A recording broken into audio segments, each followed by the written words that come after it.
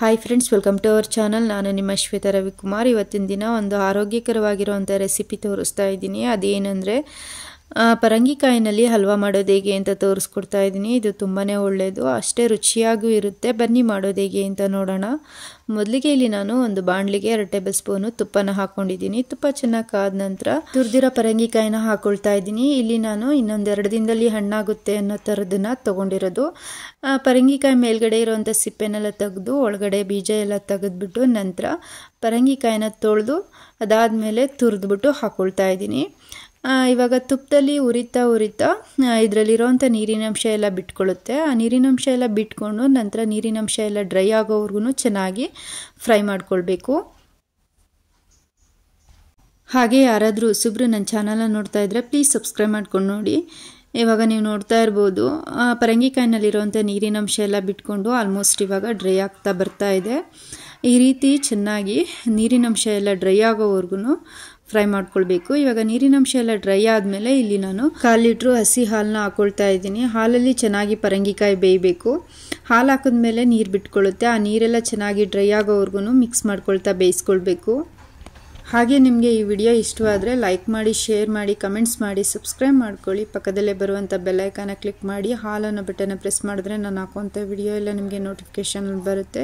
Please subscribe ಮಾಡ್ಕೊಂಡು ನೋಡಿ. ಬೇಗ ತಳ ಹಿಡಿದ್ಬಿಡುತ್ತೆ. ಹಾಗಾಗಿ ಫ್ಲೇಮ್ನ ಮೀಡಿಯಮಲ್ಲಿ ಇಟ್ಕೊಂಡು ಮಿಕ್ಸ್ ಮಾಡ್ಕೊಳ್ತಾ ಬೇಯಿಸ್ಕೊಳ್ಬೇಕು. ನೋಡಿ, ಹಾಲು ಹಾಕಿದ್ಮೇಲೆ ಯಾವ ರೀತಿ ನೀರು ಬಿಟ್ಕೊಂಡಿದೆ ಅಂತ.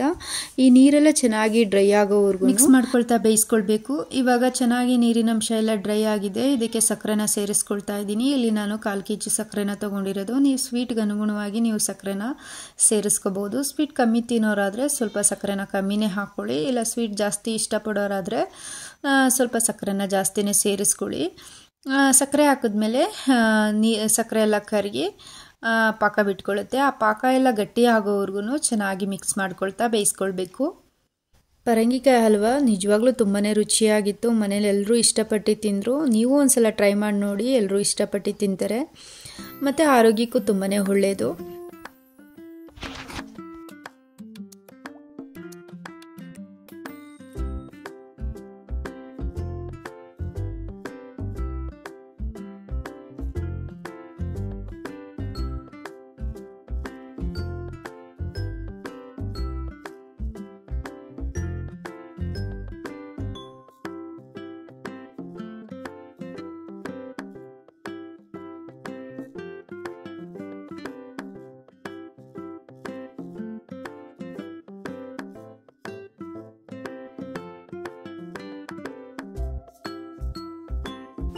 ನೋಡಿ, ಚೆನ್ನಾಗಿ ಬೆಂದು ಪಾಕ ಎಲ್ಲ ಗಟ್ಟಿಯಾಗಿದೆ. ಇವಾಗ ಇದಕ್ಕೆ ಏಲಕ್ಕಿ ಪುಡಿನ ಹಾಕ್ಕೊಂಡು ಮಿಕ್ಸ್ ಮಾಡ್ಕೊಳ್ತಾ ಇದ್ದೀನಿ.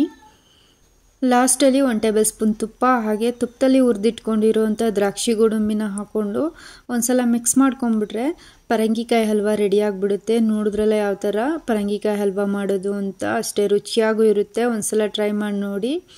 ಈ ವಿಡಿಯೋ ನಿಮಗೆ ಇಷ್ಟವಾದಲ್ಲಿ ಲೈಕ್ ಮಾಡಿ, ಶೇರ್ ಮಾಡಿ, ಕಮೆಂಟ್ಸ್ ಮಾಡಿ, ಸಬ್ಸ್ಕ್ರೈಬ್ ಮಾಡ್ಕೊಳ್ಳಿ. ಪಕ್ಕದಲ್ಲೇ ಬರುವಂಥ ಬೆಲ್ ಐಕಾನ ಕ್ಲಿಕ್ ಮಾಡಿ ಹಾಲನ್ನು ಬಟನ್ನ ಪ್ರೆಸ್ ಮಾಡಿದ್ರೆ ನಾನು ಹಾಕುವಂಥ ವಿಡಿಯೋ ಎಲ್ಲ ನಿಮಗೆ ನೋಟಿಫಿಕೇಷನಲ್ಲಿ ಬರುತ್ತೆ. ಆವಾಗ ನನ್ನ ವಿಡಿಯೋನ ನೀವು ನೋಡ್ಬೋದು. ಪ್ಲೀಸ್ ನನ್ನ ಚಾನಲ್ಗೆ ಸಪೋರ್ಟ್ ಮಾಡಿ. ಈ ವಿಡಿಯೋ ನೋಡಿದ್ದಕ್ಕಾಗಿ ತಮ್ಮೆಲ್ಲರಿಗೂ ಧನ್ಯವಾದಗಳು.